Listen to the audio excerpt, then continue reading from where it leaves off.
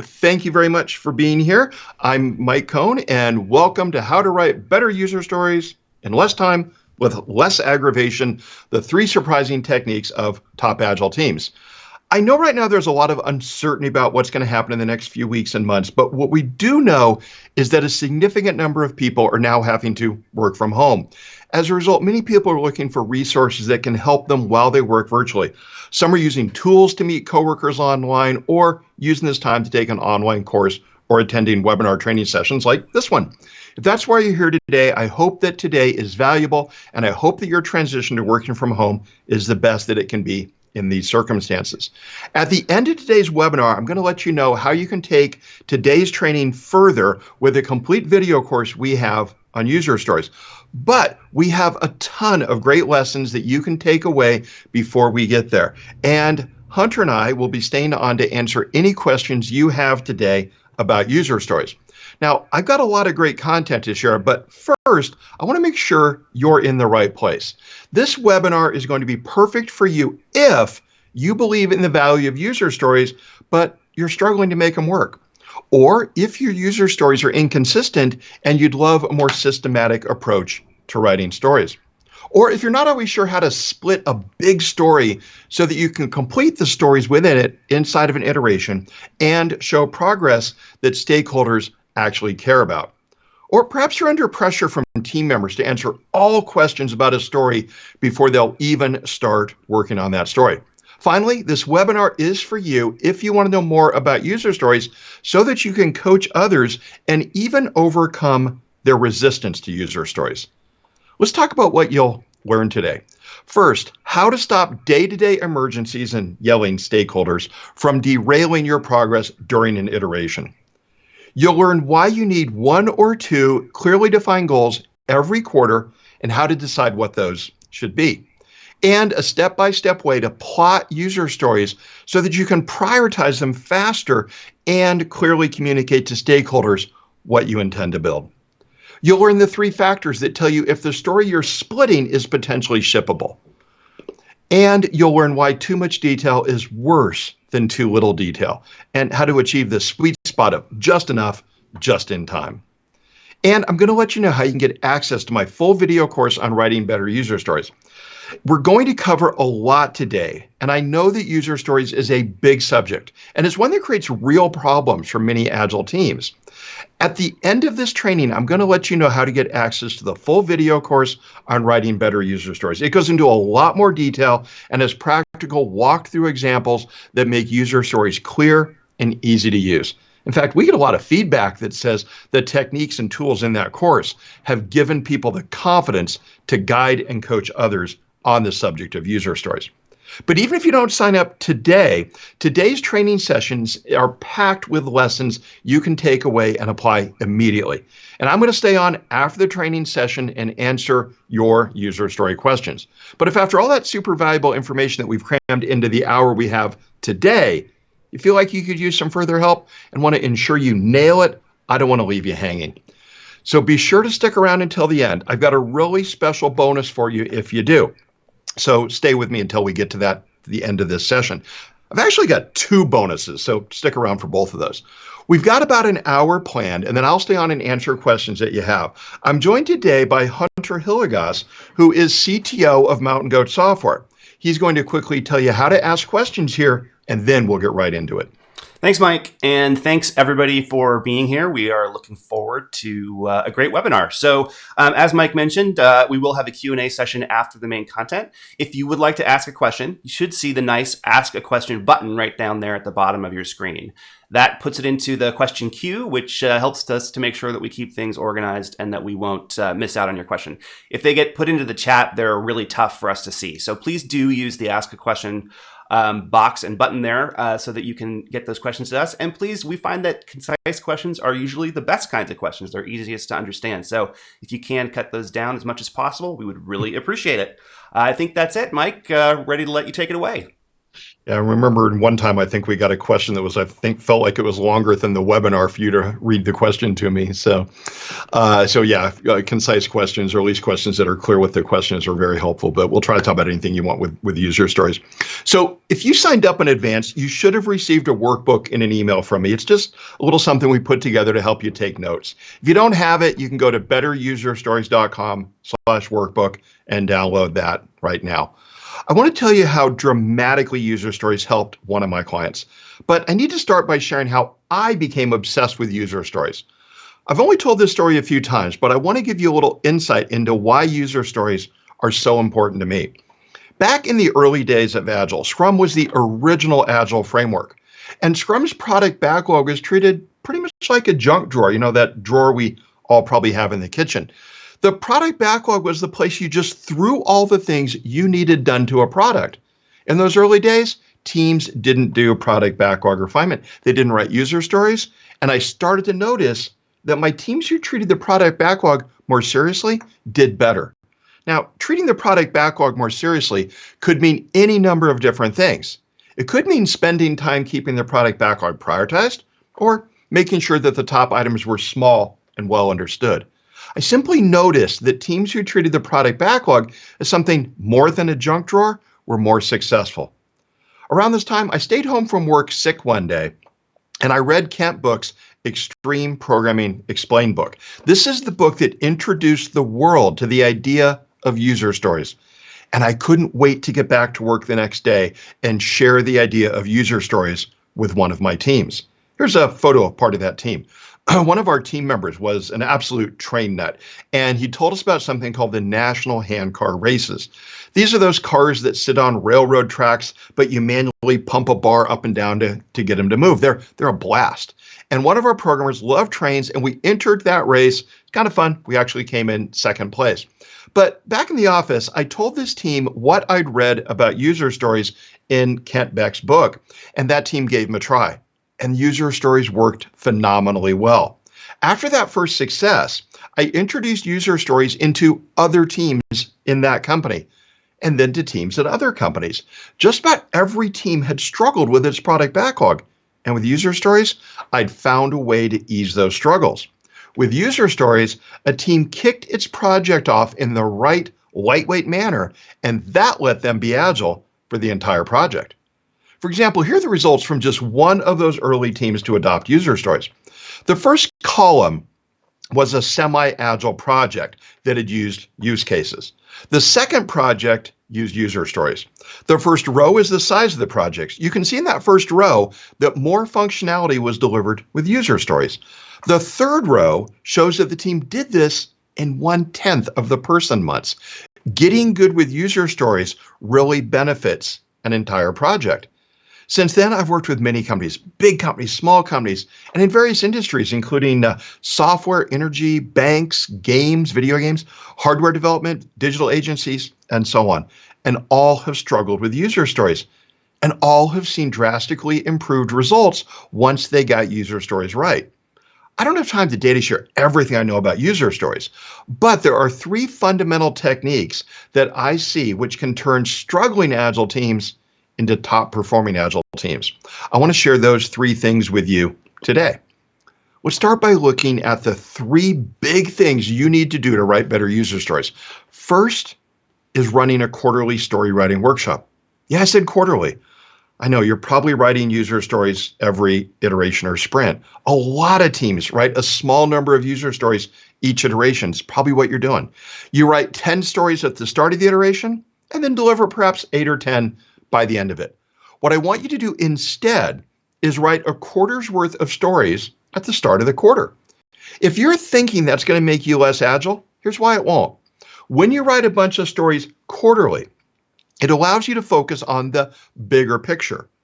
The team's product owner picks a big goal or 2 for the quarter. You write the stories to achieve that big goal and then run the iterations to make it happen. As you're running those iterations, you'll still write some new user stories. Someone on the team will come up with a great idea during the morning commute. There's a new user story. And some of the stories you wrote for the quarter will need to be split. There are some new user stories. So I'm not saying you forbid the creation of new user stories. excuse me, what I'm saying you do is you run a deliberate, focused meeting at the start of the quarter or some similar period out at quarters. During that meeting, participants attempt to brainstorm the stories needed to achieve that period's most important goal. That meeting is called a story writing workshop. There's a big problem with any iterative and incremental process, and Agile is definitely an iterative and incremental process. The problem is that you run a series of sprints, you look back on what you've accomplished, and you realize it wasn't much. This happens because every sprint, the product owner and team look around at what to work on. And the answer, all too often, is some emergency or some fire that needs to be put out. There's a quote commonly attributed to old President Eisenhower, president in the 1950s. And President Eisenhower said, "What is important is seldom urgent, and what is urgent is seldom important."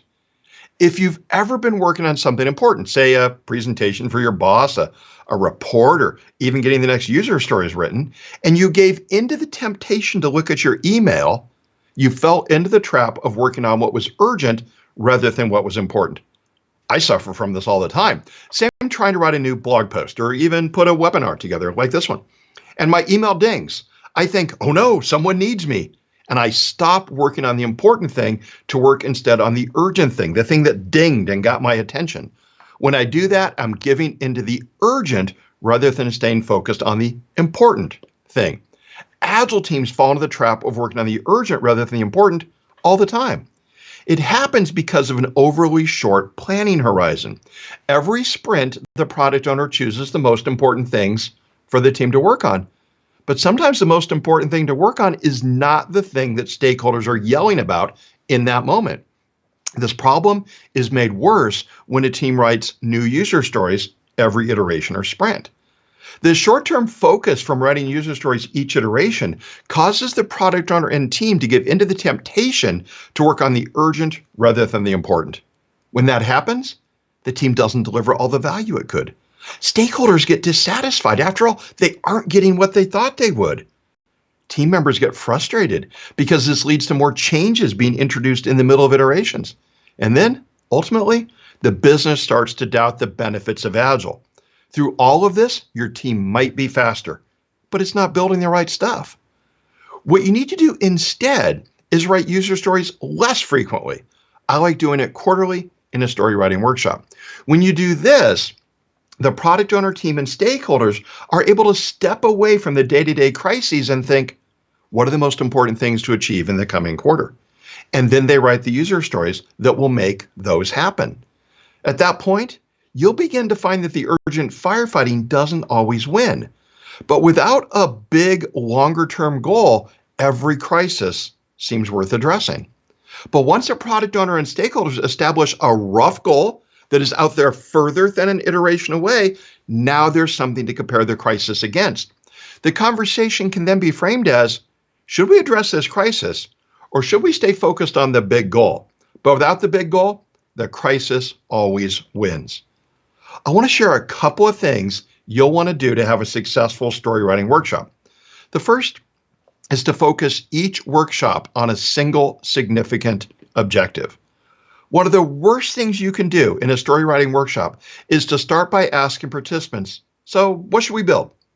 Ask that and you get nowhere. The question's too open because the whole system is fair game. Ask, what should we build? And you'll get answers that span the entire spectrum of your product's functionality. You want instead to focus each story writing workshop on one significant objective. Doing that helps keep the workshop shorter, and it increases creativity because participants focus all their energy on one goal rather than sprinkling their attention across the entire product. Now, the product owner selects that significant objective, but normally in consultation with other stakeholders. And remember, a good significant objective is big enough it's going to take a couple of months to accomplish. I like targeting about 3 months. That's why I keep mentioning quarterly. You might want to use 2 months or 4 months, maybe 6. I'm going to kind of stick with quarterly for today's discussion. Once a significant objective has been selected, the product owner conducts a story writing workshop to generate user stories that will achieve that significant objective. And then the team runs a series of iterations to deliver those user stories and achieve the significant objective. And then the quarterly cycle repeats. Let me give you a few ways of thinking about what makes a good significant objective. One is to think about delivering a minimum viable product, or MVP. The term MVP comes from Eric Ries in his book, The Lean Startup. An MVP is a version that gets the maximum amount of information with the least amount of effort. Thinking about a minimum viable product is great, but personally I think it gets overused, and I have a little bit of a problem with the term. What do you build next? You're already minimum and viable, so whatever comes next is more than that. It's kind of like you can only use this term once. There's another term I want to introduce to you that I like better. It's minimum marketable feature, or MMF. A minimum marketable feature is a subset of an overall feature that delivers value when released independently.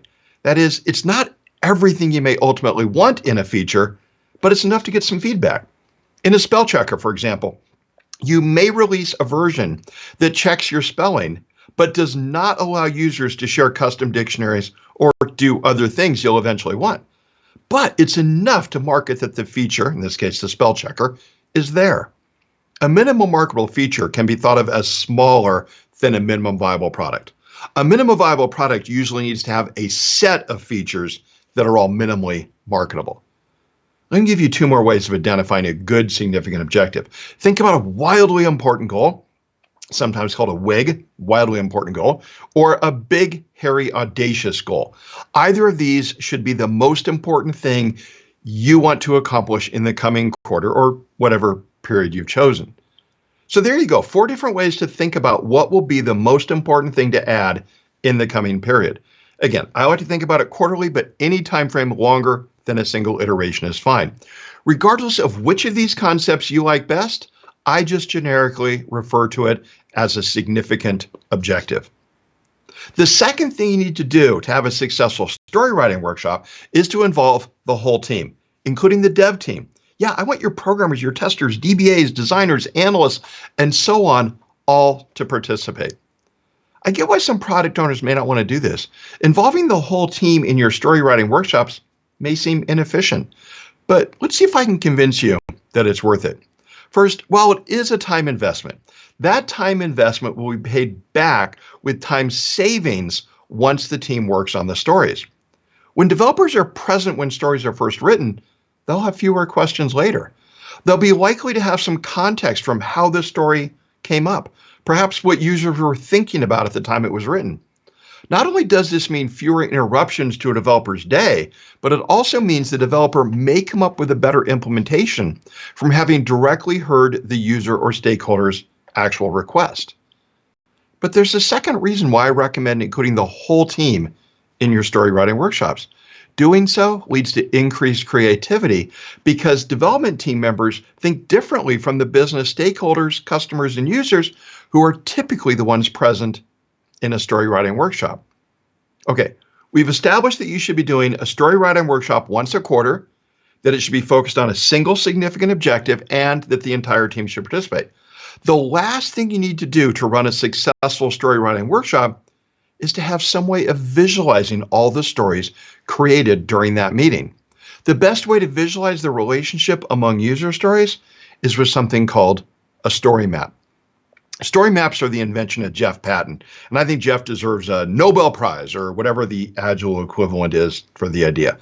Let's take a quick look at what a story map is and how it helps you organize stories. A story map is laid out like a grid with rows and columns. Each card in a story map is one user story, one thing a user needs to do. We read across a map by mentally inserting the word then between the story cards. So this map is read as A, then B, then C, then D. And that's the first dimension of a story map. Horizontally, we are showing a sequence of activities. First, a user does A, then the user does B, and so on. Don't treat the sequence of stories on a map too literally. Here I've shown the user doing A, then B, then C, but some users might do C before B. Don't obsess over it when you're creating a map. Just create what you think is a logical sequence. As an example, think about Facebook. When I visit Facebook, it's normally because I want to post something, normally a photo of my dog. But after that, I check my timeline to see if my friends are up to anything interesting. So my Facebook use looks like what I've shown in this map. Log in, post, then check timeline. Your Facebook usage, however, might be the opposite. You check your timeline before you post. And someone else may never post at all. So some steps can be optional in the sequence on a story map. There's really no universal way of showing that on the map. If you're really worried about it, you could use different colored cards for mandatory and optional steps, or you could draw a little symbol on some cards. I find it best, however, to just not worry about it. The map isn't meant to be that detailed. It doesn't matter how you sequence post and check timeline then. Just do it in the order you think makes sense or that will be most common among your users. Story mapping is about identifying all of the steps that somebody might do, not necessarily locking it down that everyone has to do it in a certain sequence. Now, the second dimension in a story map is down. We read down a story map by mentally inserting the word or between the story cards. So the first column of this map is read as first the user does A1 or A2 or A3, then the user does B1 or B2 or B3 or B4, then C1 or C2, and so on. So across a map is showing a sequence, and down a map is showing alternatives. The alternatives should be stacked in priority order. The most important at the top of a column and the least important at the bottom. So in this map, I'm saying that A1 is the most important option in the A column and A3 is the least.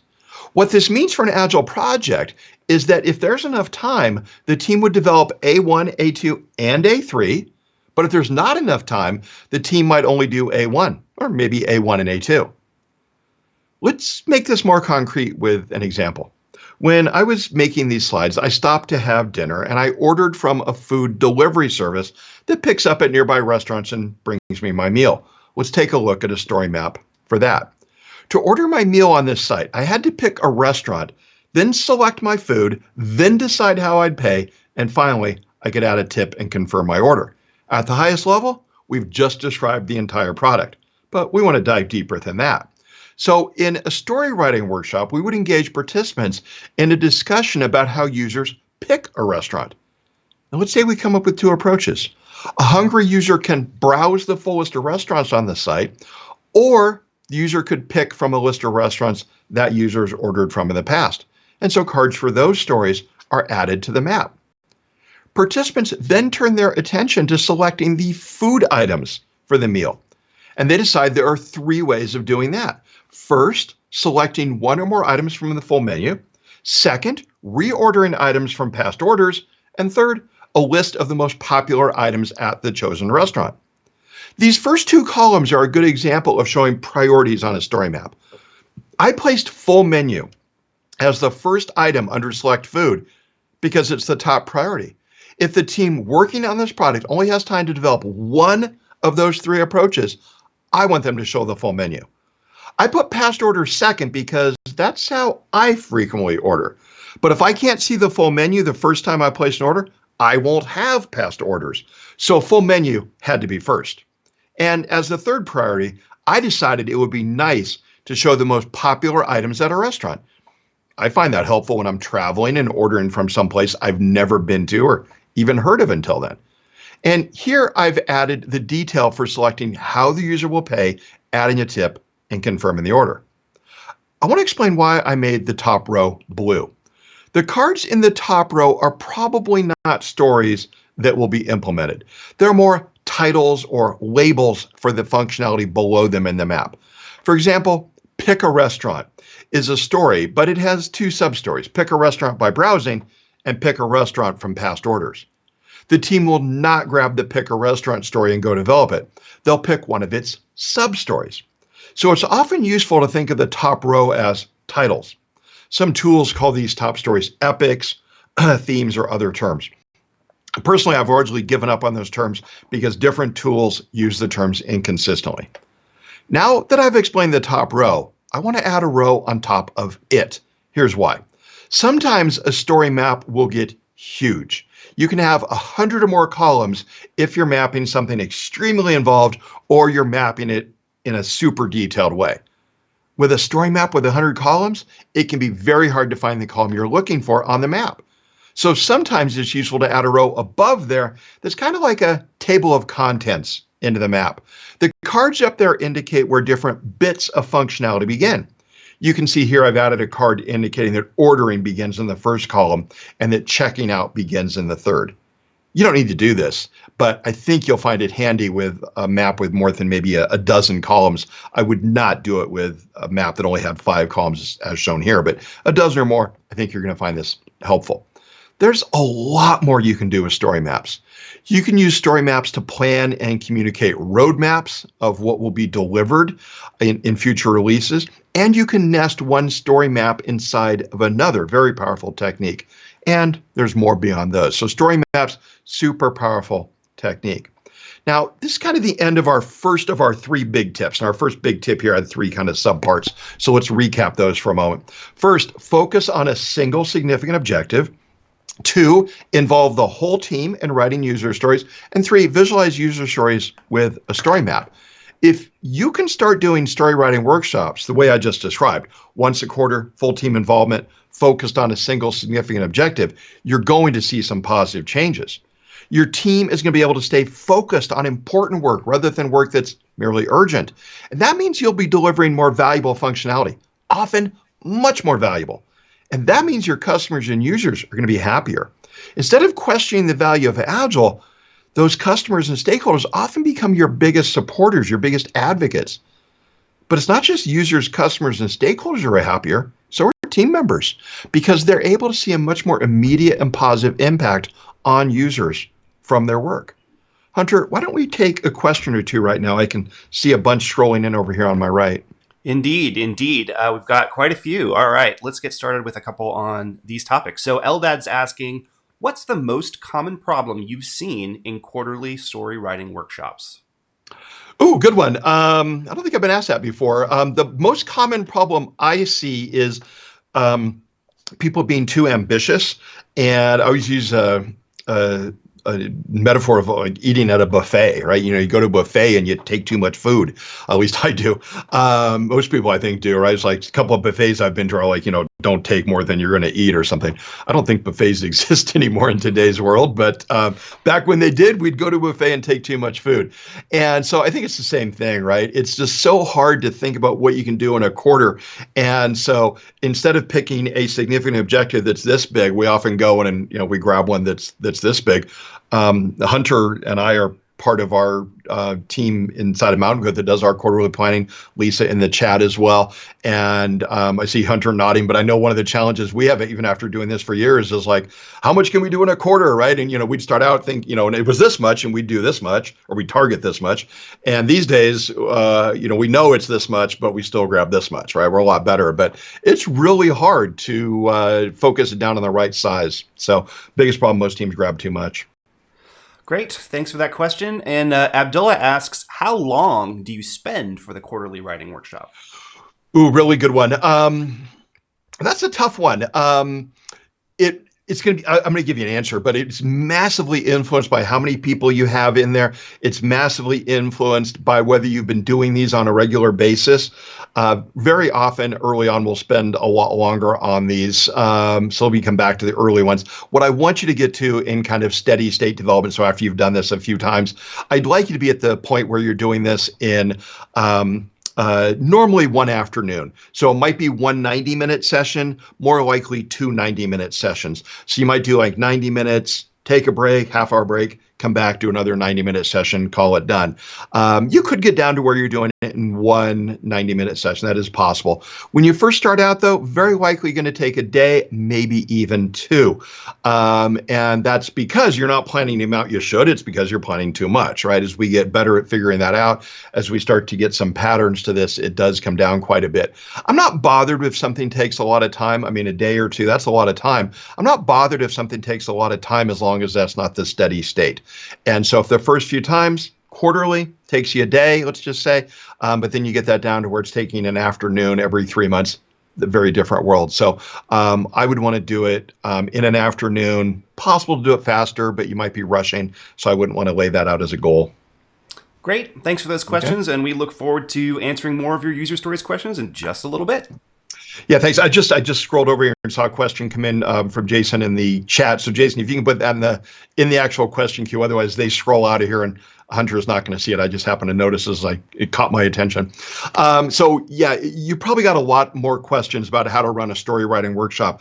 In the full course, I cover this topic a lot more detail. For example, we go into who should participate, what you need to do to prepare the day before so you can get the best results in the shortest amount of time, how to create an agenda for the meeting, and more. This is really a powerful process that can transform the productivity of your team. In fact, one member of the course used this process to run a workshop with a distributed team with video conferencing like we're doing right here. And in just 4 hours, his team was able to define work for 3 releases, all pointing back to one significant objective.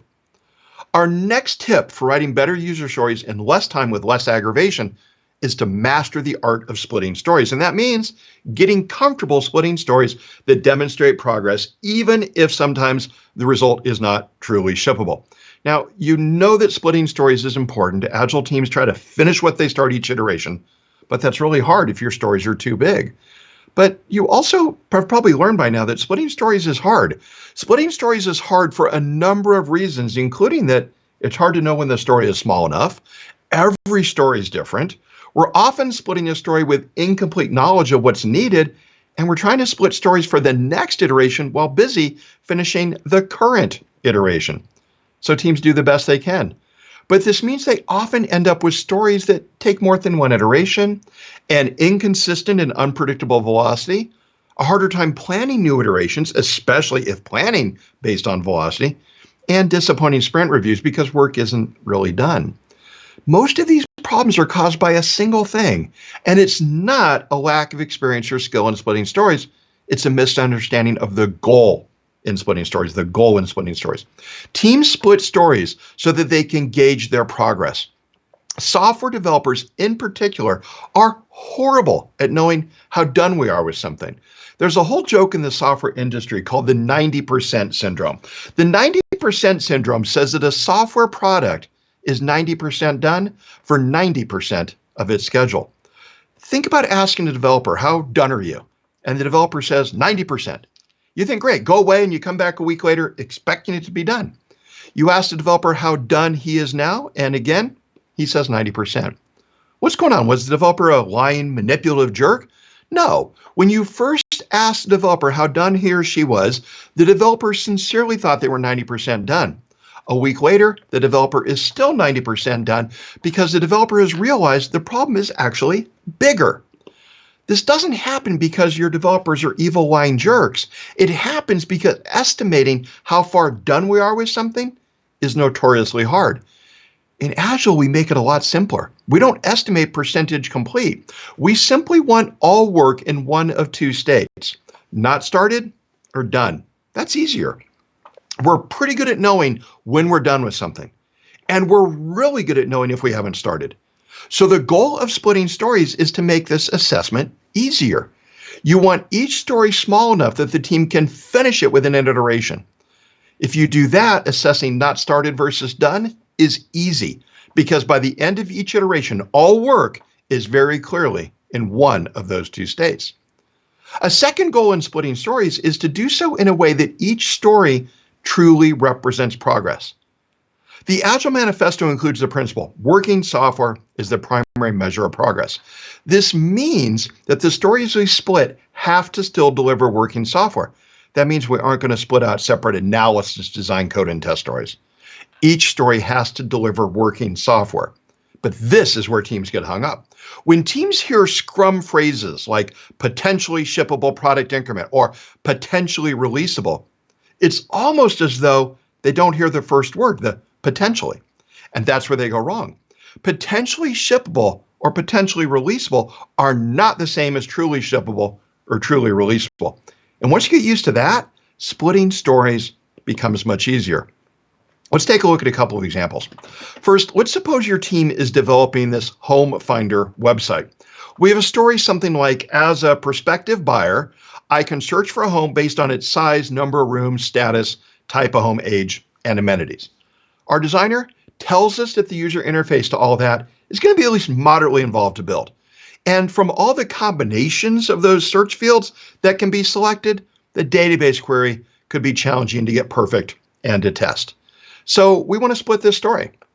So the team talks about various splitting options, but none of them seem to result in anything potentially shippable. One team member suggests building just the user interface in the first iteration. But that's not potentially shippable. Who wants a screen that doesn't do anything? Someone else suggests getting all the database querying working. But that's the same problem. It's not potentially releasable. The solution then is to do a little bit of both parts in each iteration. Do a little user interface and the back-end query to support that. Then do a little more user interface and add to the back end to support the new user interface fields. And repeat until you've delivered the full original story. Here's how that would work with this Home Finder website. In the first iteration, the team could build an extremely minimal user interface. It's just a subset of the search criteria that will eventually be supported, and it has essentially no design. But the search does work for these fields only because it's connected to the database. To do that, you might split out a story like shown here. As a prospective home buyer, so we're sticking with our same role, I can search for a home based on its size and number of rooms. In the second iteration, your story would say that users could include property status and type of home in the search. The team would then deliver that user story by adding those fields on the screen. And you can see that the user experience designer has, by this iteration, had a chance to design the screen, so it's no longer plain and boring. And as before, support for those fields has been added to the database. This home search works perfectly from user interface to database for the fields on it. And finally, in a third iteration, the team delivers the remaining search criteria, age of the home, and various amenities. Those fields are added to a fully designed screen along with a database to support them. I refer to what we just did as splitting by interface. And it's one of the 5 essential techniques I've identified that teams need to split any story. Let's address whether the stories in this example are potentially releasable. First, they're clearly not truly releasable, but I contend they are potentially releasable. For me, potentially releasable or potentially shippable means high quality, tested, what it does well. But potentially releasable, potentially shippable does not include being a cohesive set of functionality. That's the difference between being potentially releasable and truly releasable. In our Home Finder example here, we could theoretically release after the first iteration with just the top part of the user interface and the back-end search for those fields working. Nobody wants that, but we could potentially release it. It's high quality, it's tested, what it does well. It just doesn't do enough to be worth releasing. So when you split stories, remember the goal is to be potentially shippable. Don't forget the potentially. Let's look at another example and see how we might split it.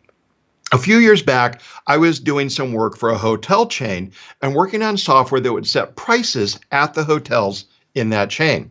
There were more than a dozen factors that needed to be considered in setting the price of a hotel room. These included how full is the hotel already, the day of the week, how well reviewed is the hotel, how much are similar nearby hotels charging, and more. All these factors were mixed together and a fancy algorithm would recommend a price. A lot of that data was pretty easy to get. The day of the week, for example, that's about as easy to get as it comes. Other data was a little bit harder, but still pretty easy. For example, how busy the hotel was last year on similar dates. That was easy to get. But some of the data was hard to get.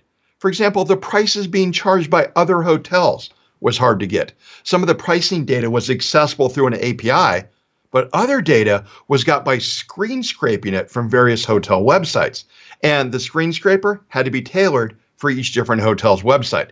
By the way, hotels know that other hotels are doing this to them, and that's why hotel websites tend to change fairly often.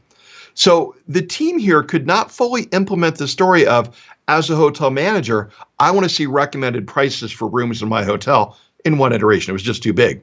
So here's how we split that story so that we were potentially shippable each iteration, even while not being truly shippable. In the first iteration, the team implemented a story about developing the algorithm, and they implemented stories that provided some of the easier data into the system. But they did not implement anything about seeing the rates at other hotels. What they did was basically fake that in the system. The algorithm needed to know the cost of nearby hotels. And instead of doing all the hard work to get that data, some programmer just hard-coded the system to say that nearby hotels always cost $150 a night. That meant that the result being generated by the algorithm would be worthless, 100% worthless. The hotel manager would not be able to use the number. But this was an incremental step forward. It was potentially shippable. Now, don't panic. No one had any intent of delivering the software this way. No manager was going to get bad pricing data. But think about how much easier this made it to test the work of this first iteration with the price at other hotels held constant. If that number was being screen scraped off some other hotel chain site, it would have been much harder to make sure the other parts of the algorithm were working correctly. So yeah, this was potentially shippable, and that it was high quality, well tested, and what it did well. But it was not a cohesive or complete set of functionality yet. And in the next iteration, the team developed the stories to get competitive prices from a couple of data vendors and to screen scrape their own data from some chains. The output prices were now getting better. They weren't perfect yet because hotel ratings were not yet being considered. If our hotel is rated at 4.2 stars on TripAdvisor and the other hotel is 3.9 stars, we might be able to charge a bit more than the other hotel. And that wasn't added until the third iteration.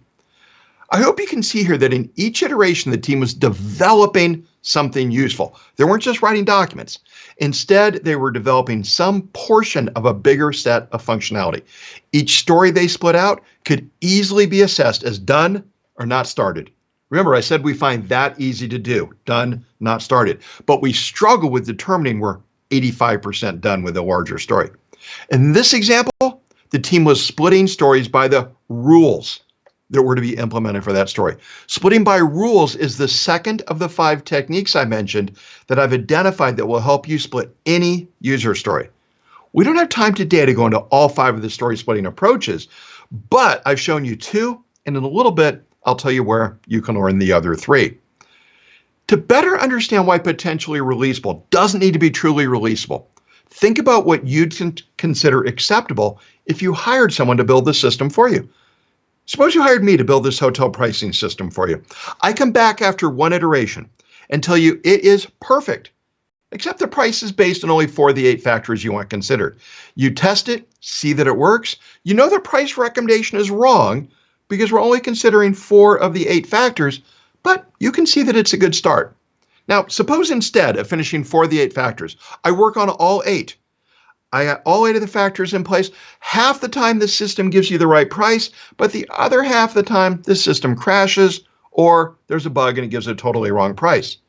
You probably wouldn't feel good giving me a progress payment in that case. So a good way to think about whether you've achieved potentially shippable is to imagine, would a tech-savvy customer pay for the progress you've made? If you're able to get your team thinking this way about the goal for each iteration, you'll find it much, much easier to find ways to split stories. That's going to save you time in backlog refinement and iteration planning meetings. And that's going to give you much more time developing, so you'll be much more likely to delight your customers. The biggest struggle I see with stories is that teams spend too long and still find themselves stuck with a story they can't complete or that doesn't impress stakeholders. The perspective I've just shared today will help a lot with this. But if you want to go further into the skill of splitting stories, there's an entire module in the full course devoted to splitting. This includes each of the 5 ways to split a story. I walk you through them step by step. You'll also know what to do when faced with a story that looks like it can't be split. Another course member, Jim, told me that the module on splitting stories helped his team have a more systematic approach to splitting stories, which meant the process was faster and the stories were sized more accurately. Okay, the last important technique is going to be the shortest, but man, is this one important. Get this wrong, and it does more than just slow down your team. Get this wrong, and you may no longer even be agile at all. What I'm talking about is adding just enough detail, just in time to your user stories. Knowing you need to do this should not be a surprise. Who's going to argue with doing something just in time and in just enough detail? So what we know we need to do, we know we need to do, but we still struggle to get it right. If you add too much detail to stories too soon, you could be wasting time. That would be the case, for example, if you added detail to a story that is later dropped or put off for 6 months. Don't add enough detail or add it too late, and it slows the development team down as they get stuck waiting for answers. There's clearly a middle ground between too much too soon and too little too late. But what I see a lot of teams do is shift to the side of adding too much too soon. They seem more afraid of being stalled waiting for an answer than they are of investing time in features that aren't developed. This actually creates a really bad situation for the team. What happens is team members will want to know all the details about any story before they start on that story. And this bad habit can begin for any number of reasons. For example, it could start because the team is under pressure to provide perfect estimates, or because team members aren't comfortable with uncertainty. These situations lead to a team trying to answer all questions about a story before being willing to start development on that story. When the team does this, they are no longer overlapping work. They're doing all the analysis on a story before they start any design, all the design before they start any coding, all the coding before they start any testing. Overlapping work is a central tenet in most Agile processes. It's why we don't have phases in Agile. So to avoid adding phases and keeping your Agile process agile, here's what you need to do. You've got to avoid putting too much detail onto your user stories too early. Thinking back to the balance between too much too soon and too little too late, you're better off being on the side of too little too late. If you're over there, it's easy to fix because the problems are so apparent. You'll have team members stalled waiting for answers. That will lead to too many user stories being worked on concurrently during the iteration. It's obvious when you're adding too little detail or adding it too late, and the fix is easy. Just start adding a little more detail earlier until you feel like you've got it right. It can be harder to notice the problem of adding too much detail too early because things appear to be going well. No one is stalled waiting for answers. The answers were figured out before the iteration even started. The problem when we don't overlap work is that time to market starts getting stretched. If you do your job and then give me what I need to do mine, the elapsed time to finish both jobs is longer than if we overlapped our work. And that's the case even if overlapping makes our individual tasks take a little bit longer because of the extra overhead of communicating. The best way I've found to get the right amount of detail in your user stories is by asking two questions. The first is something to ask during product backlog refinement or similar discussions when team members are thinking about a user story and whether enough is known to get started on it. When someone on your team wants to lock down a detail about a story before starting on that story, ask, do you need that answer before you start on the story? When someone tells me they need an answer to something or need to resolve some open issue, my answer is always, yes, you need an answer before you finish work on that story. But do you need the answer before you start work on the story? See the difference between needing to know before you finish versus needing to know before you start? Consider a trivial example of whether a button should be red or blue. The programmer absolutely needs to know which color to make the button, but the programmer does not need to know that before starting on whatever feature requires the new button. So, do you need an answer before you start on the story is our first question. The second question is something I ask in every retrospective I participate in. Did we get answers just in time in just enough detail? The only way to really see how you're doing at balancing too much too soon against too little too late is to ask after a story has been developed. So I like to do that during the sprint retrospective. Whatever you decide by asking that in this sprint's retrospective won't help the team in this sprint, of course, but it will help them in coming sprints. Teams can fine-tune the amount of detail they add to their stories by iterating to that level by asking this question in every sprint retrospective. There's clearly a Goldilocks amount of detail, an amount that isn't too much or too little, but just right. and added at just the right time. When you get this right, you'll spend less time in product backlog or refinement meetings and discussions. Team members will begin to embrace rather than fear uncertainty in the form of open issues. And you reduce the amount of calendar time it takes to finish a feature, which will delight your customers. It's not easy to balance this level of enough detail so the outcome is clear, but with enough flexibility for developers and testers to figure out the how. I've given you one technique to test, but I do have a lot more help inside the full course. I'll guide you through the process of what's called progressive refinement, how to add detail to stories over time. I'll also share my view of why it's better to use the term conditions of satisfaction instead of acceptance criteria, and I'll show you how to handle a team that wants too much detail, one of the most common problems I see with Agile teams today. We've talked at length about the story writing workshop, and you've had a lot of great questions about exactly what to do in the workshop, the planning, how to get everyone involved, and so on. We've discussed splitting stories, and I know you're worried about being able to split every story quickly and correctly. And finally, we talked about adding just enough detail just in time, right? But you're concerned about how to make that decision between just enough and too much. That's why at this point, I think the most helpful thing I can do is introduce Better User Stories to you. Better User Stories is designed to overcome your frustration over your team not delivering the full value you know it can. The lack of user stories dramatically improving your team's productivity because you're not sure exactly how to implement those stories. You're concerned that you're not invaluable to your team and your organization, and your lack of a system or plan that you can follow to make user stories work for you. Better User Stories is a step-by-step system that eliminates the chaos of writing, splitting, and communicating with user stories.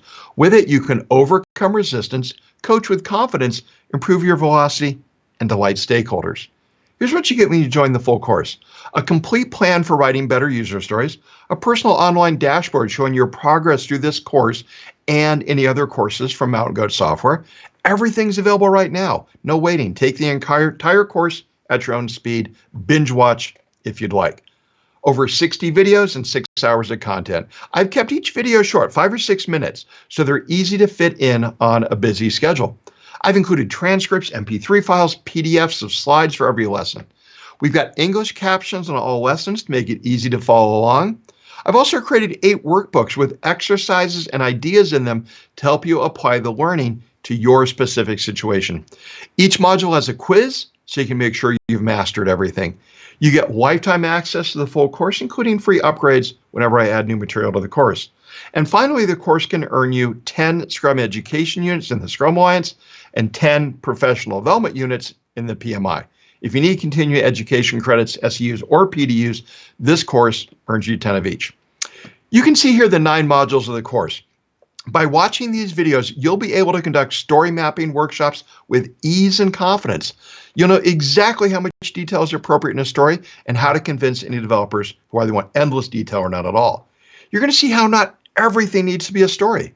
You'll learn how to write job stories and technical stories, 2 powerful techniques that can instantly improve your product backlog and how you communicate with stakeholders. You'll learn the 5 powerful techniques of the SPIDER approach for splitting any story. SPIDER, an acronym we have for the 5 techniques. The Better User Stories course fully equips you to split any story without struggles. This course has everything you need to be successful with user stories and to delight your stakeholders and customers. The cost for all this, the 9 modules of the video course, the worksheets, quizzes, transcripts, MP3 files, and more, is $395. And the whole course is covered by a full, no questions asked, 30-day money-back guarantee. If you find the course isn't for you, just email us, and I will personally make sure your full registration is refunded that day. To learn more about the course, just go to betteruserstories.com/webinar. So let's talk about the 2 special bonuses I have for you as a thank you for being on the webinar. First, during this webinar, I've had a sketchnote artist taking visual notes. I'll send you a copy of that as soon as possible. By the way, the one shown here is from a prior webinar, so it'll be different. And here's the second bonus. If you act quickly and enroll in the Better User Stories course by May 26th, I'm going to give you a free membership in the Agile Mentors community. What's the Agile Mentors community? The Agile Mentors community is the most helpful, informed, and civil online community for sharing and learning about all things Agile. I set it up because I wanted there to be one place people could go to learn and share about all things Agile. We opened about a year and a half ago and already have over 5,000 members. It's a vibrant community and a great place to get support and find answers no matter where you are in your Agile journey.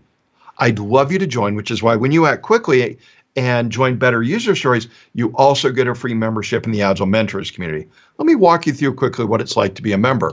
So one part of the community is the forums. You'll be able to ask any questions you'd like on any Agile approach. We're framework agnostic inside the community. Also, it's once a month. Hunter and I co-host an Ask Us Anything style video call, very similar to this. If you specifically want my view on something, you can get it. Hunter and I have stayed on those calls for over 2 hours before, making sure we answer every question. But don't worry, you don't need to sit through a 2-hour phone call. All calls are recorded. We provide the video, but also an MP3 and a full transcript. We want to make this as easy as possible for you to get the answers you need. And we even changed the time zones around to accommodate other parts of the world. We've done calls at midnight our time to make sure we could address live questions from Agile Mentors community members in Australia, New Zealand, and other parts of the world. Even more, though, we line up interviews with Agile experts. We've had interviews with Jeff Patton, the inventor of story maps. Roman Pichler, one of the leading authorities on being a product owner or product manager, has come on a couple of times. Janet Gregory is the author of the Agile Testing and More Agile Testing books. There's no one better to talk about testing on Agile projects. Lynn Winterbourne is a data warehousing business intelligence expert. Someone in the community had questions about user stories for data warehousing. I said, hold on, let's get the leading expert on that topic. And Lynn came on and took questions live. The Agile Mentors community is the only place where you can see an archive of the weekly tips I send each Thursday. After I send one of these out, people often email and ask for a link so they can share what I've written. I tell them those aren't posted anywhere publicly available. Well, I've had so many requests to make those old tips available, we've done so inside the Agile Mentors community. So here's the bonus. Membership in the Agile Mentors community usually costs $59 a month. But if you sign up to Better User Stories by May 26, you get a free 12-month membership in the Agile Mentors community. That's a $708 value, and you get it free in addition to everything inside the Better User Stories course. So for the next year, you'll have the support of me and the community to help get you unstuck when you face an Agile challenge, to answer questions on anything Agile, and to share the most up-to-date practices that we see working today. And you can register now at betteruserstories.com/webinar. Before we get to the questions and answer portion of this webinar, I want to briefly share what others are saying about the course. Ken Rubin, the author of Essential Scrum, by far the best book on Scrum, said, I frequently refer my clients to Mike's Better User Stories course as a cost-effective, high-value way to significantly improve their personnel's user story writing skills. Take this course and learn from the best. Doug Tooley is a participant in the course, and he said, this is absolutely the best bang for buck I've ever spent in training. I think anyone on an Agile team using stories would benefit from this course. Anne's a participant too. She said, by far the best course I've had since I started my Agile journey back in 2008. And one more, Eugene had this to say, Mike is an amazing storyteller with a unique ability to make esoteric topics such as user stories magically come to life. So remember, if you sign up for Better User Stories within the next week, you get 12 free months of membership in the Agile Mentors community. You can register at betteruserstories.com/webinar. I want to thank you for joining me here today. I hope you found today's training helpful, and I do hope you'll join me in the Better User Stories course and take advantage of your special bonus to join over 5,000 others in the Agile Mentors community. You can register at betteruserstories.com/webinar. And while you're registering, Hunter and I are going to stay and take questions that you have on user stories. Thanks. Thanks, everybody. Yeah, it looks like we've got a bunch of great questions already. One thing I did want to remind folks is that we are going to be focused on user stories questions today. I see some questions on some other Agile topics in here. We won't be getting to those today, but those are actually the great types of questions to ask in the community itself if you decide to join the course. So we would encourage you to do that. Mike, are you ready? We've got a bunch of questions here to get to. I am ready. I still got over half a cup of tea, so I'm good. All right. The first one is from Manny, and the question is, story is sized, pointed higher at, say, 5 or 8, but the team thinks they can't split it. Any thoughts? Yeah, great question, Manny. This is a real common one. I've got a 3-step process when a team can't says they can't split a story. You won't like the first part, but I got to throw it out there. First part, try harder. I came across, a couple years ago now, I came across my original product backlog. They weren't user stories. User stories didn't exist when I started doing Scrum in 95, but I came across my original backlog, and I'm a little bit ashamed to admit this. Back then, we occasionally did 6-week sprints because we had things that we didn't see how to split. We couldn't make them fit into 2 to 4 weeks. So a couple times we did 6-week sprints. And finding that old backlog, I can see so many ways that I could split that work up today. I could probably do 1-day sprints successfully by splitting that work up. I don't know about successfully doing a 1-day sprint, but I can split the work up that small would be my point. So step 1, try harder. Don't worry, I got 2 more steps.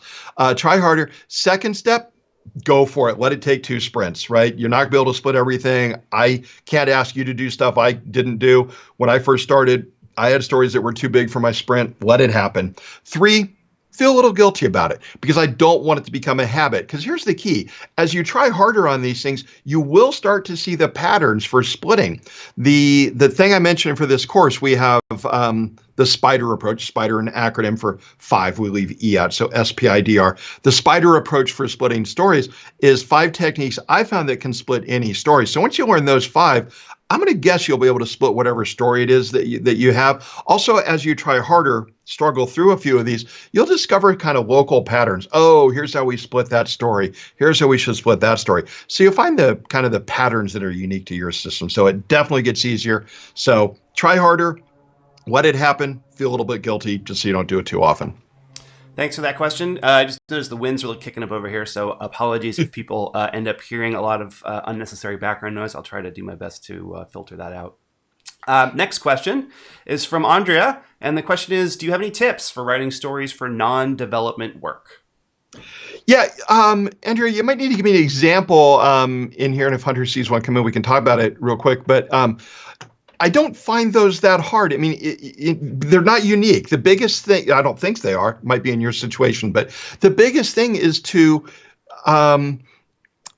just think about a user story is a user telling you how they want to interact with the system. And I'm thinking about a company that I worked with a while back that was doing like a kids summer camp. They had a little bit of software development going on, and they were doing Agile for that. So the folks I met were the ones who in like spring were arranging everything for the summer camp that would happen. And so they had stories about, as a camper, I want to be able to get in a canoe, stuff like that.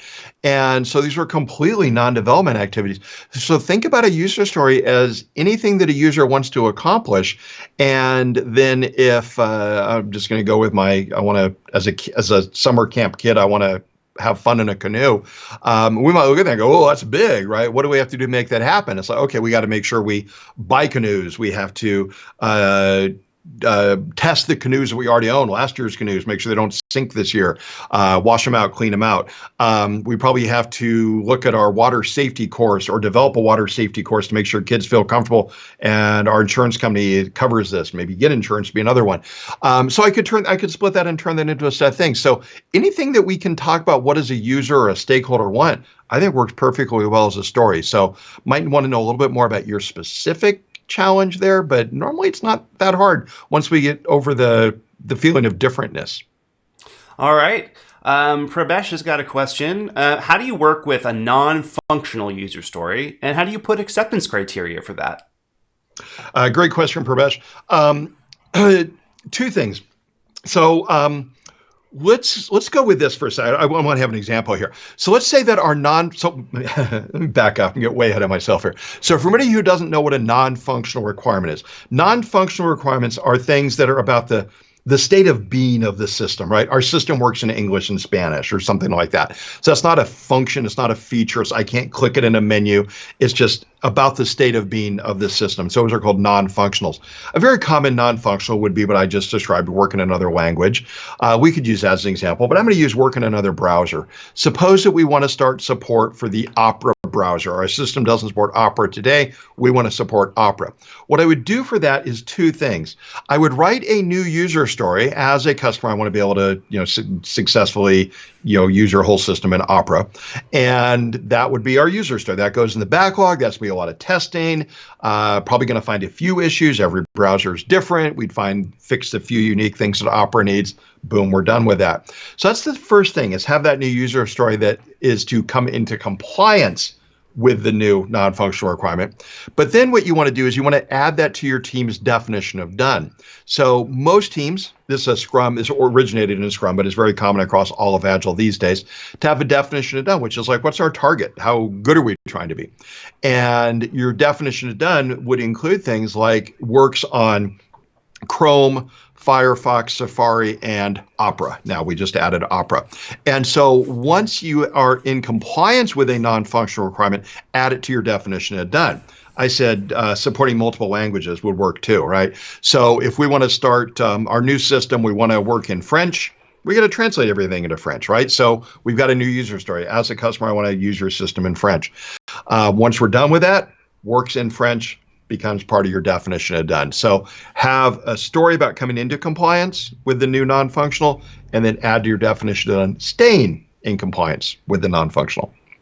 Great. All right. Jan has a question. Can you give an example of a user story having too much detail? Yeah, I can probably give you a couple. Let me just do the simplest one, because it's the one that we saw a little bit of in this webinar, was the button being red or blue, right? Who cares, right? The programmer can find that out as we get started. Now, don't generalize what I'm giving there as like other UI details, but literally the button has to be red. That's not something that we need to know in advance. So to me, the question of detail is always, do we need to know this before we get started on the thing? Or can the programmer in the daily Scrum yell out, hey, product owner, blue or red on the button? Blue, right? That could be decided during the sprint. So you want to defer those type of things, because otherwise we're spending too much time upfront thinking. And I can guarantee some of the stories you think about will get deferred. They may only get deferred, let's say 2 months, but that just means you spent time this week working on something that you're not going to do for 2 months. That's wasteful, right? That is wasteful. Why do that right now? You could have spent that time onto something that would have been delivered much sooner. So you want to defer figuring those things out. So that'd be an example. Let's make up another one. Let's go with the Home Finder website that we walked through here, where it was, search for a home, and too much detail too early on there might have been anything about how the sort order for lists, right? When I want the designer to do the user interface design, I want number of bedrooms to have a drop down list that says 2, 3, 4, 5 or more bedrooms. I want it to have a radio button that says this, anything like that. It could be figuring out a calculation. I want the calculation performed this way, when those type of things could be done during the sprint. So look at things that could be resolved during the sprint. They're not going to take like 7 days to figure out, right? It takes 7 minutes. Do it during the sprint rather than upfront. Question here from Naresh. Can you describe user story characteristics, invest, in detail, along with acceptance criteria, SMART? Yeah, I might forget the SMART ones. I sometimes forget that one. Invest is an acronym that I've worked with quite a bit, because that was something from Bill Wake and I way back in the early 2000s. But invest was a set of attributes we described for user stories. And it stood for stories being independent. Basically, you could do one story without having to do 5 others. There weren't like dependencies between those stories. The story should have a little bit of negotiability to them, that stories were not locked down in every last detail. The V stood for stories being valuable. You wanted a story to deliver value to a customer or user, so it wasn't a story about write a document. E stood for estimable, or I like the word estimatable better, which is not really a word, but estimable means you could estimate, right? There should be something where we know enough about this thing we could kind of estimate it. The S, there's some debate about what's the best use of S. We originally started out with small, and I think Bill sticks with small as he uses invest. I use S for sized appropriately, because what I saw when we were using S as small is people were taking that to mean their entire backlog should be small items. And if you have something you're not going to do for 6 months, I don't want it small. I want it sized appropriate, meaning big is fine if you're going to do it way into the future. And then the T stood for testable. So those were the 6 things that we look for. You don't need to go through every user story and make sure every user story is independent, negotiable, valuable, and so on. You don't need to do that. Just like make sure that most user stories are most of those things. You are going to have some stories with dependencies, right? You are going to have some stories that are too vague. I can't estimate them right now. That doesn't mean your backlog is horrible. You want your backlog, most items exhibit most of these attributes, not every. In terms of SMART, this came out of a goal setting methodology, was that goals should be specific, measurable, actionable. I don't remember the R or the T. It's something that I read. Oh, that's a nice article. I already write goals that are that way. And so it's not something that I've paid a lot of attention to. But SMART was a goal setting mechanism. I keep thinking it was from Peter Drucker, but that didn't sound right. But somebody had told me once it was from Drucker. But that was what SMART had to do with. I'm just trying to see if I can find it real fast. R is relevant and T is time bounded. Oh, that's right. Yep. Relevant. So it's like, don't set goals that aren't relevant, right?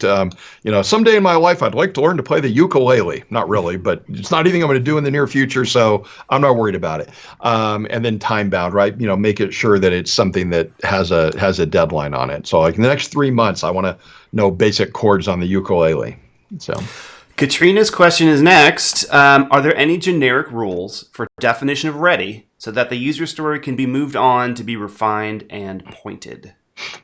Let me give you a little bit of a perhaps unexpected answer on that, Katrina. I am not a big fan of a definition of ready. So let me comment on that first, and I'll come if there's any kind of standard things you want to put in there. I see a definition of ready often getting misused. When we put in a definition of ready, often what it does is it does add phases into our Agile process. We have this set of activities, this phase where we're getting user stories ready, and then we develop them. And what that does is it prevents us from overlapping work. This happens because teams will have definitions of ready that will say things like the UI is fully designed. I have the user interface fully designed before we start.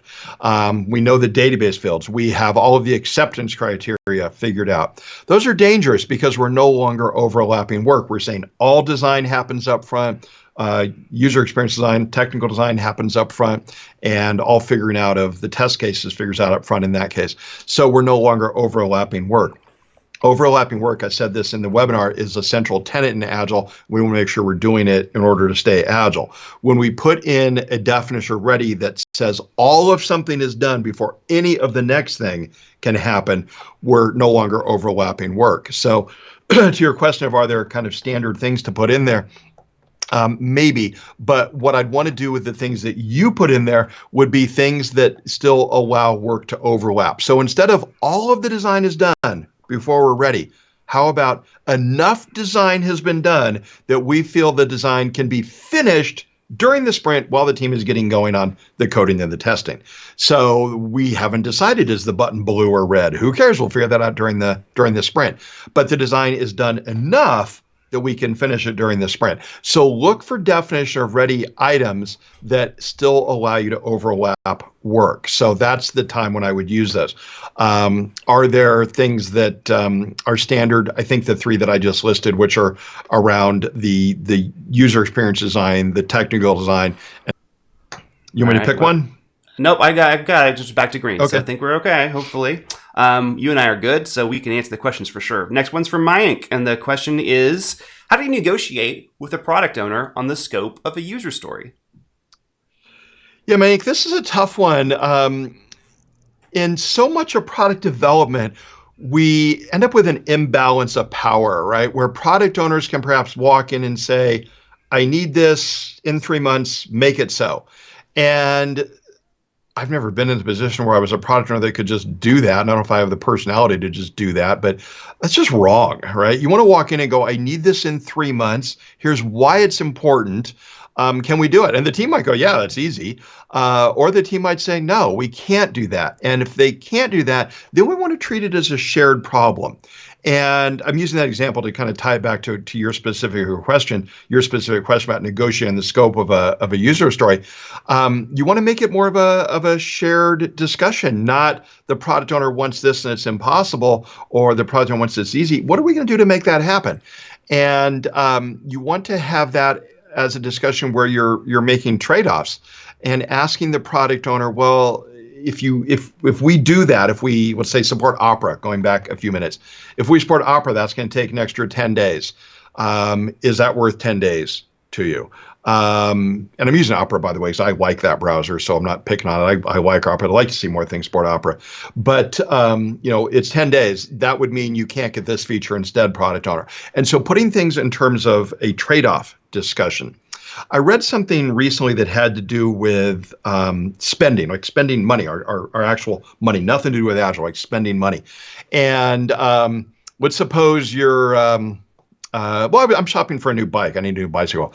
And so I'm shopping for a new bike and I look for a bike and it's a certain price. I look at that and it said the way to make financial decisions is not look at that and go, oh, I'm going to buy that bike. I'm going to have that much less money in my bank account, because that's so esoteric. But to think about it and say, okay, if I spend that much on the bike, that's one less this that I could have. I can't do this weekend trip, or I can't do that, or would I rather have a new iPad instead or something? And so to think about it in terms of that trade-off. And so what I would do is put it to your product owner in the same way. It's like, okay, product owner, that's great. You want that feature, but that one part of the user story is what is like half of the cost, right? Do you really want it for half the cost? Because we could do the simple version and this whole other user story for you. I think if you put it that way, you'll have a better conversation. All right. Next one up is from Andre. And the question is, how do you determine if it's exactly a user story or a task to apply the split rules and patterns? How do you decide? Yeah, great question, Andre. The definition I use for a user story versus a task is that a user story is something that will typically involve multiple people. There's a chance it could be one, especially maybe on a small team. But a user story is typically going to involve multiple people. If not multiple people, definitely multiple skills. So we're going to have some coding, some testing, some design, maybe some database work. Maybe our analyst has to go read some new laws, help us understand the new laws. So a user story involves multiple skills, or very often multiple people. When we get down to the level of a task, which is often a sprint backlog item, those are generally going to be one-person things. So a task is going to be code this. Now maybe we're doing pair programming, but code this. It's a one-person thing or a one-skill thing. So that's the distinction that I would look at there. When you get down to the task level, I think it gets a little bit easier to split things, because we can say, I'm going to code that method, I'm going to code that method, and I'm not trying to be potentially shippable at the end of a task, whereas I am at the end of a story. All right. Ray's got a question. I work with teams that seem like they might be better served by technical stories. How do they differ from traditional stories? And is there any advice you can give for using them? Yeah, so there's a technique I like that I go through in the Full Better User Stories course that originated with another Agile process called feature-driven development. Feature-driven development never became a very popular process, but they had a good technique. They called them features. And we tend to just call them technical stories these days, because the term feature for many Agile teams takes on other meaning. And so a feature, they had their own syntax. Again, I go through all this in the course, so off the top of my head, so I remember their whole syntax. Not that hard. I just sometimes don't remember it because my head's in user stories right now. But their syntax was this: start with a verb. They called it an action word, but technically it's a verb. Start with a verb, say what you want to do, and then say the object essentially you're going to want to do it to. So an example from a system that Mountain Goat built years ago for NASDAQ, the stock exchange, we had a technical story, or in their terms feature, that was estimate the closing price of a stock. And that turned into source code of stock.estimate closing price. This is a system we were writing that would predict closing prices of stocks, more importantly than the closing price, the volume, right? A company wanted to know, like, their volume was 5 times average, like who's buying or selling our stock, what's going on. And so we'd estimate closing price, volume, try to monitor that activity and notify people if there was anything out of the ordinary. And so estimate the closing price of a stock turned into stock.estimate closing price, stock.estimate volume, things like that. And so these are getting right down to the source code level. And I think that's a good approach if you're doing something where you do not have users, or you're so far removed from your users, you want to be thinking more about the technical aspects, particularly good for things like APIs and such. Ankit's question is, how do you slice user stories vertically? Well, I think those are going to be the techniques that I describe in the course that I keep referring to as the spider approach. So the spider approach, what that acronym refers to is the S is for spikes. That's not really splitting too much as like extracting some technical work out and figuring out, okay, what do we got to do here? And then the rest of the acronym stands for paths. What are the paths through this story? I stands for interfaces. What are the interfaces? So maybe you have iOS app and an Android app. That'd be the interface. We saw an example also of interface in here where we built part of the user interface, next part of the user interface. The D for data. So what data needs to be supported by the user story? That could be a vertical split. And then R for rules. What are the rules we need to support? And we saw that one as an example in here as well. Again, go through this a lot more in detail, but those are the 4 or 5, depends if you count spikes, but those are the ones I use that will split a story vertically. All right. Arnaud's got a question. What do you think about writing acceptance criteria first?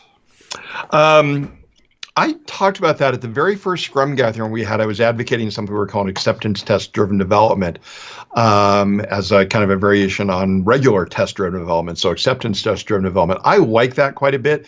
I am a big fan of knowing how I will know when I'm done. And I like doing those kind of, Stephen Covey wrote about this, begin with the end in mind. So you want to know where you're going to finish. I'm working on a new video course right now. I've already worked with my marketing person to write the sales page for that course. And having that sales page written helps me know what has to go into the course. Maybe I get tempted to go into a little more detail on a topic. And it's like, well, we're not really selling that topic to people. I don't want to go into that after all. Maybe I won't do it. Because, then the course just gets too long. And it's, people don't watch everything. They don't deliver on the full promise. So it keeps me more focused. So I like starting knowing how we're going to end. I don't know that for user stories, I truly want to start there. I probably want to write down the briefest bit of the user story, have a spell checker. But then very early on, go identify what do I mean by that? What are the acceptance criteria for that? So that's how I would go with it. All right. Next one here is from Sacker. How do you deal with a team which keeps slipping back to large user stories by insisting on delivering user value in every single story rather than focusing on the deployability of the story? And should technical approach / details of the how be discussed during refinement? We found that it highlights ambiguity and tightens the scope. So I guess 2 questions there. Yes, do the second one, and I'm going to kind of look at this to make sure I don't miss my hands a little bit. All right, that's not too big a difference, but I want to know it's that big, not that big. And so refinement teams often overdo refinement because they're trying to get all the details out, perfectly estimate it. We need to do that. We need to just kind of get a feel for the size, and I need to know that there are answers. So if we start talking about how, and it's like, okay, there's 2 ways to do this, don't know which one we're going to use, doesn't really matter, they're both going to take a couple of days each. Okay, good enough. That's well enough refined. So don't go too obsessively in detail when you start talking about the how, and I think you're fine. In terms of the first part of the question about slipping back into using overly large stories, one of the best things I've had success with there is encouraging teams towards very small user stories, or I'm sorry, very short sprints. So if you're doing a 2-week sprint today, you might want to go to 1-week sprints for a while. Just do it as an exercise. Tell the team you're going to go back to 2s, but try to get them more comfortable with smaller stories by going to short iterations. This to me is a good drill. It's a good experiment to do. You could be an amazing kick-ass team doing 2-week sprints. I would still encourage you to give 1-week sprints a try occasionally. It's just, it's going to help you go. It's going to help you learn to go faster. We kind of change the little metaphor here. Suppose you're a marathon runner and you're trying to go out and run at a certain pace. You're still going to do some sprinting drills occasionally. Your typical marathoner might once a week go out on a track and run some speed drills to speed up leg turnover and stuff like that so they can run their marathon faster. That'd be the same as, practicing 1-week sprints occasionally. What that does is it forces us to get used to shorter sprints. I've done this with teams doing 4-week sprints, have them practice with 2, and then they end up loving the 2s. So it's entirely possible your team likes the shorter sprints. And then I would probably have a conversation with your team around what we talked about early in this webinar, in the middle of the webinar, about the goal being potentially shippable. Right? Would a tech-savvy customer pay you for it? and stress that it does not need to be truly shippable, because that's where I see the common mistake there is teams not understanding the difference between truly and potentially. All right. Let's see. Calliope's got the next question. In my experience, the team expects me, the product owner, to have the user stories ready and explain the story to them from a business perspective in a meeting we have been calling Three Amigos. Is that an alternative workflow to the user story workshop? Calliope, no, this is really meant to augment that. The story writing workshop, the way I'm describing it, is something that I would do once every 3 months. Again, you could do 2 or 4, even 6, but it's not a very frequent meeting. You're going to do it in like, where are we going for the next couple months? And the Three Amigos is often kind of a variation on a backlog refinement meeting. So it's probably something you're doing once every sprint or once every week, and you're just kind of checking to make sure things are ready. So I would view those as very complementary. Every 3 months, decide where you're headed. Every sprint, make sure you're talking about the next things coming up within those set of priorities. Questions from Karen. I'm imagining this in the most literal sense possible. We have ongoing battles on who should physically write the user stories. What is the best practice that we can guide the teams on? There used to be a website. I think it might have still been there. It was called catboxing.com. And this was like one of the early, most popular websites on the early days of the web. But it was literally just, cats doing that thing where they kind of swatted each other. And so now I'm picturing like, team boxing or something, right? With like teams physically fighting with their product owners. This is a really, really tough one, Karen. Man, I'm trying to figure out who I think on this. Who should physically write? I mean, let me tell you my real answer here is I don't care. The product backlog has to come from the product owner. The product owner has to convey that information. And if we decide we're going to have a meeting where the product owner talks to the team and the team is responsible for asking the right questions, I'm fine with that. I haven't addressed who's writing anything down yet. I'm fine with that. So maybe there is no like, hey, here's the document I wrote for you. Maybe there's a meeting where we talk through it. But here's the thing. The product owner is responsible for conveying what they want. And as part of that, the team has a responsibility for extracting the right information. The product owner, you never told me we had to do this. The product owner could be equally mad. You never asked me if we had to do that, right? My wife and I have been married forever. Been married for 28 years, I think. And early in our marriage, probably 3-4 years in, we were having some, to me, it was like, I don't remember what it was so long ago, but, typical like marital arguments, strife, whatever. It's not that big a deal, but it was enough that we went to a therapist. And I love our therapist back then. I mean, she was truly an idiot. But she said one really good thing. Actually, she said 2 good things. First thing she said is, I have this nervous habit. If I have my arm around my wife, like at a movie, I'll start fiddling with her hair. She had fairly long hair, and I would just kind of fiddle with her. My fingers would get stuck in her hair, it would yank, and she'd yell at me. And I shouldn't have been doing it, but I don't have hair. I just kind of fiddle with it. It's like nervous habit at the movie. And this stupid therapist said it was a sign of love. It was me telling my wife I love her. I was like, no, it was me having a nervous habit of just like fiddling with her hair. And but I loved it because it gave me permission to fiddle with my wife's hair. But here's the important thing that therapist told us.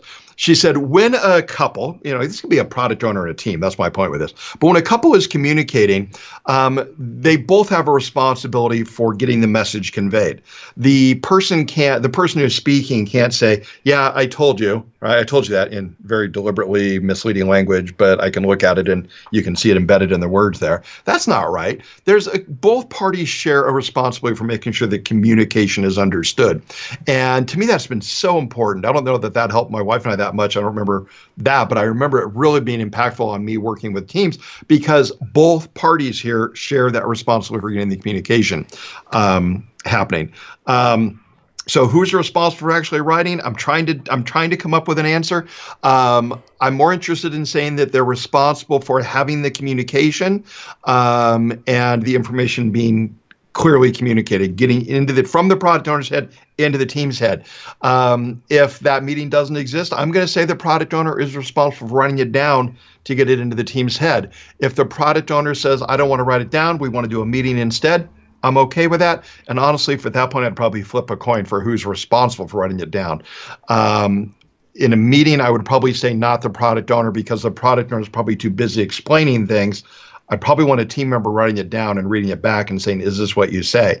Is this what I understood you to say? But by reading it back, we're ensuring that we have a shared understanding, meaning it doesn't matter who wrote it down. We read it back and got agreement. I'm much more concerned by the fact that this is an argument, because that might mean there's too much detail being written down, or there's something wrong with the relationship there, that this would have to be an issue. Because it shouldn't be that big a deal to write something down. Right. I believe this next question came in the context of the story writing workshop section of the webinar. It's from Ankit, and the question was, what about unplanned work? For example, production defects. How do you handle that? Yeah, good question. I grabbed my little water bottle here, my promotion for Aquafina. Buy Aquafina. No, they don't sponsor us. I do like their bottles, though. Anyway, so my water bottle's filled up to about here, which is perfect. When you plan a sprint, you do not want to fill the sprint all the way full. If you plan the sprint all the way full, the slightest little problem, and now we're going to have to drop something or blow up the sprint. So when you're planning a sprint, leave a little bit of excess capacity. When you're picking your significant objective for the quarter, right, whether it's a minimum viable product or minimum marketable feature, don't pick something that assumes everyone works every waking minute during the sprint. I'll go back to Hunter and I and Lisa in the chat, right? We try to pick a goal this big. We often pick one this big. If we looked at like every waking moment in the sprint, we might have room to do this.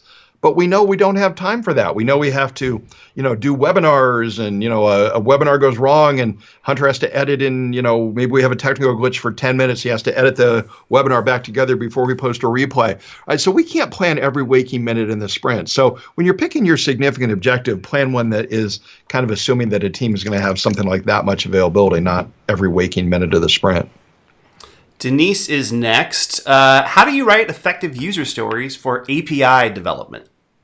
Denise, this would be where I would use the technical stories that I mentioned earlier, that came from feature-driven development and that I cover in the Better User Stories course. An example doing an API that we had there, I gave one earlier. It was estimate the closing price of a stock. We had another one. This was for a company that put up big digital signs in stores. So picture, you're walking through your local clothing retailer or something, a Walmart, a Target, whatever it might be. And there's a sign that says, I don't know, diapers on sale on aisle 3, something like that, a grocery store sign. And it's an electronic sign. And so that was all controlled by an API that would control those kiosks. And so in that case, they had a product backlog item that said, change the text on a kiosk. They had another one, change the image on a kiosk. And so those were methods into the API. And those worked because that kiosk was right down at the source code level. That was an object or a class in the system. So again, that would have been kiosk.change text, kiosk.change image. So these technical stories or features from feature-driven development are the right way to go for APIs. Brendan would like to know, please explain the difference between epics, features, product backlog items, and user stories. Oh, yeah, Brendan, I'd like to know the difference, too. I actually know the difference, but here's the problem. They've changed over time. So let's go way back in time. User stories originated at the Chrysler Corporation. Chrysler, the car manufacturer. That's where user stories originated, on a software team there. They're working on the payroll system for Chrysler, the compensation system. And they invented user stories. And along with inventing user stories, they came up with two terms, epic and theme. Epic was used to mean single big user story, right? Solve world peace, right? There's an epic user story. Find COVID vaccine, right? There's a big epic user story. And the term theme was used for a collection of related user stories, a group, a common set of stories. So let's say you're building a system and you have 14 reports. Right? You could look at the reports and say, we have a reporting theme. The reporting theme has 14 stories in it. Well, that's how these terms were originally defined by the team that invented them. You would think they know what they're doing when they invent the terms. The next thing that happened was the term started to get misused. In particular, Jira, very popular Agile tool, came along and used the terms incorrectly. Jira uses the term epic to mean group of related items. Now, I don't know if that was deliberate or if that was just, a programmer screwed up on a Tuesday, and on Wednesday they realized it, and by then it was too late. But whatever happened, Jira came along, used the terms inconsistently, and now there's a lot of people out there that use the term epic to mean group of related ones. So personally, I have just largely given up on the terms epic and theme. I will use the terms these days, big one and group. No one can take the term big one away from me. Big one now means group. No, that's not going to happen. Jira can't mess that up for me. So big one and group is what I use. The other two you had were user story and product backlog item. So a product backlog item, or PBI, is anything on your product backlog. Now, a typical product backlog will have a lot of user stories on there, but maybe not necessarily. We just had a question about APIs. That system may have no user stories. They will have product backlog items, but they won't have user stories. So product backlog item is a generic term. Think about that as dinner, right? You have dinner every evening, hopefully. So you have dinner every evening. Well, some of my dinners are pizza, some of them are chicken, some of them are whatever else, tacos. Hey, it's Taco Tuesday. So I can have different items in my dinner backlog. So product backlog, generic item, product backlog, generic item, user story, a type of product backlog item. Sarah asks, should Scrum Masters be part of story writing? I think they should, Sarah, in the sense of facilitating things like the story writing workshop. Now, let's talk about what the word facilitator means. Facilitator comes from an old Latin word that means to make easy, facilis, to make easy. And so the Scrum Master is there to make that story writing workshop go easily. The product owner in a story writing workshop is often very engaged. They're flapping a lot. They're talking a lot because the team is saying, how would that work? What would you want this to do? And so product owners are talking quite a bit in those type of meetings, meaning it's going to be hard for them to facilitate, right? They're not going to notice that it's like, oh, crap, it's 12 o'clock and lunch hasn't been delivered, right? They can't step out of the room and go order lunch, right? Or, make the phone call. Hey, lunch was supposed to be here half hour ago. Where is it? A Scrum Master can step out of the meeting and go do that. The Scrum Master might notice, we're out of paper on the big pad of paper that we're using. We're out. Let's go get some more. And so the Scrum Master should be there to facilitate. Back to our question about who should write the user stories down. And I was more concerned that might be pointing out some animosity between team members. Scrum Master might very well be the one to write a lot of those down. So I'd want him there. All right. Watson got a question, some stuff we've talked about a little bit, but maybe some new ground here. Please, can you throw some light between a functional story and a technical user story, and who is responsible for writing them? Thank you. Yeah, so the who is responsible for writing them, I still struggle with that, where I don't know that I can give a definitive answer because I don't really much care about the written story. I care about the discussion that happens around the story. I get it. We have to have something written down, and I understand why we have a lot of questions on this. But any of these questions about who's responsible, like if there's a fight about it, that's very troubling to me. The product owner should write the backlog. I'm going to change that. The product owner should express the backlog. If they want to do that in a meeting, I'm fine with that. If they want to write some of it down and say, let's have a meeting about some of these things, I'm fine with that. What I'd really like to do is do a story writing workshop, where we're all writing those. So imagine we're in a meeting, Watson, you, me, Hunter, whomever else on here, and we're doing story mapping, right? And we're saying, okay, what do users do going through our system? I'm going back to our Yum Hub example we're ordering. And so it's like, well, you want to be able to order from your favorite restaurants. You want to be able to set a standard tip. I'm trying to tip a little better right now, all of these drivers that are having to work if I need to order food while it's such an ugly world out there. So I want to set a standard tip. Don't do X%, give them X dollars no matter what they bring me. And so I want to set a standard tip on there. So we're sitting there and we're mapping that out. And so who is responsible for writing them? All of us. And sometimes these questions about who is responsible for are a little bit concerning because I've got two daughters and they're both 20 now, 20 and 23, I guess. Who is responsible for making sure my daughters grow up to be productive members of society? Well, is it my daughter? Is it my wife? Is it me? Is it their grandparents? Is it our neighbors, right? Well, we all share some responsibility. It's old Hillary Clinton's "it takes a village" concept, right? So I can't say it's my wife's responsibility that she grows up to be a good adult. It's not mine solely. It's not hers solely. If she has horrible parents, she won't grow up to be a productive member, most likely. So it's a shared responsibility. The difference between these, a functional story and a technical story, I think it's just whether we're looking at something that a user's doing or if it's something that we need built into the system. For example, I love Amazon. Spend way too much of my money on Amazon probably, and so I might have a feature on Amazon.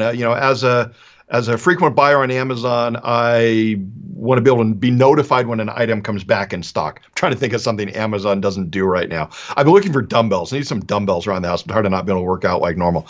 And I want to be able to go on some and just say, hey, notify me when this comes back in stock. So there's my new feature. That'd be a functional story.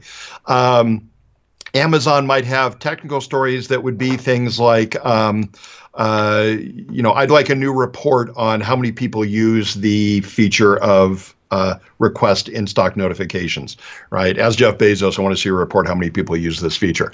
I guess that's still a user story. But a technical one would be something that's, notifying, right? Notify users or send a message to users when this happens, anything like that. So a technical story would be something where there's not necessarily a user invoking the functionality, but it's something the system needs to do. All right. Nick Kyle's got a question. How do we apply design thinking to user stories? Most teams will do that simply by how they conduct meetings. They might do that with a story mapping meeting would be kind of one form of design thinking, I think. It could be the questions they ask as they walk through the map. Could be doing design sprints where they think about the functionality different ways. So I would think that would be the general ways to do that. All right. Gunjan's question here. I'm not sure exactly when this came in, but the question is, are all these concepts applicable for both Scrum and Kanban? Yeah, I think so. I use Scrum a lot in some examples because I want to kind of mix in the word sprint. And most teams have somebody like a product owner. They may not have a Scrum Master, but they have somebody like a product owner. So I use some of those Scrum terms. But yes, I think everything we're talking in here applies to Kanban as well. Carrie would like to know, how do you recommend doing story mapping in a remote work environment? Is there an app for this? Yeah, there's a lot of them out there, Carrie. There are a set of tools out there that are very generic cards on the wall tools. So they don't know anything about story mapping, but they just kind of allow you to draw or put cards on a big virtual whiteboard. And some of those tools are Mural, mural.co. Miro.com, like the old painter Miro, Miro, Miro.com. Concept Board is another one that I like.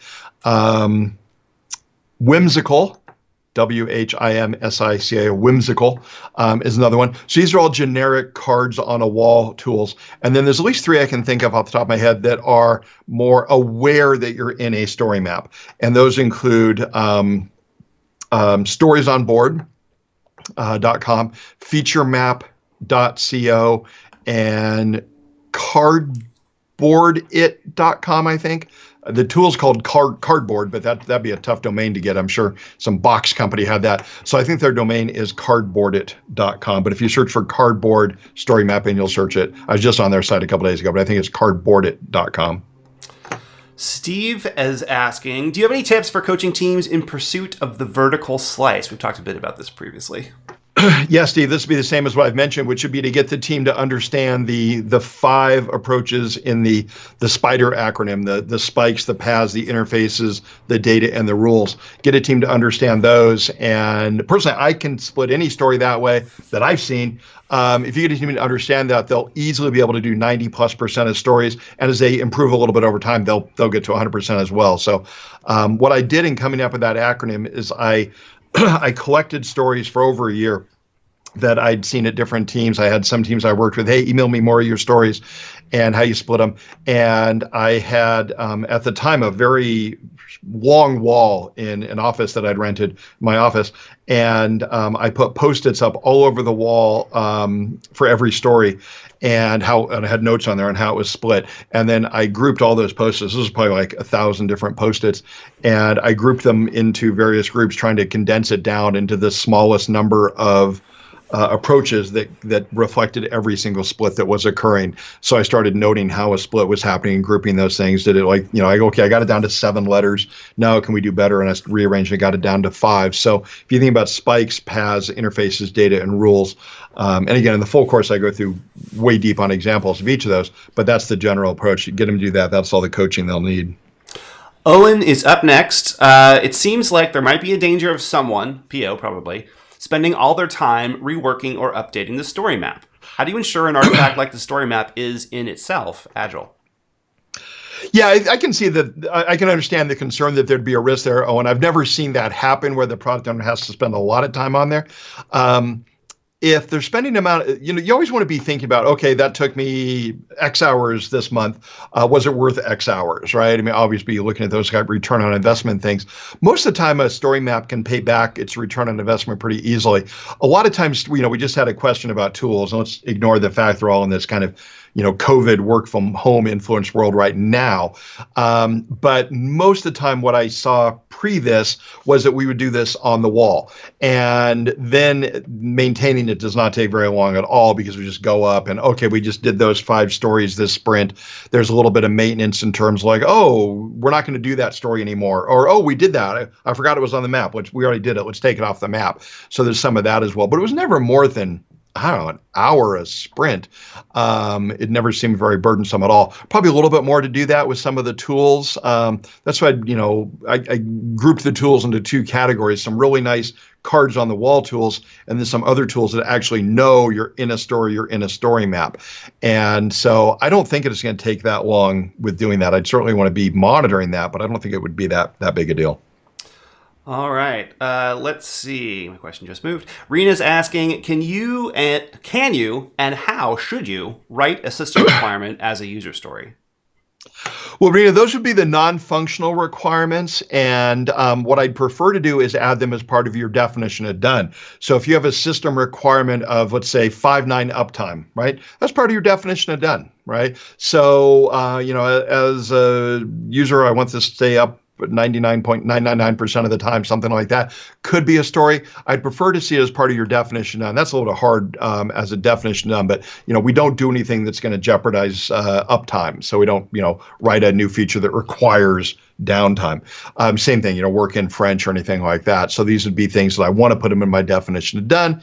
The example I gave earlier, like the beginning of the Q&A, would be that I might have a user story where I come into compliance, right, where we start to support French. That's a user story. Once I do support French as a new language for our system, it becomes part of your definition of done.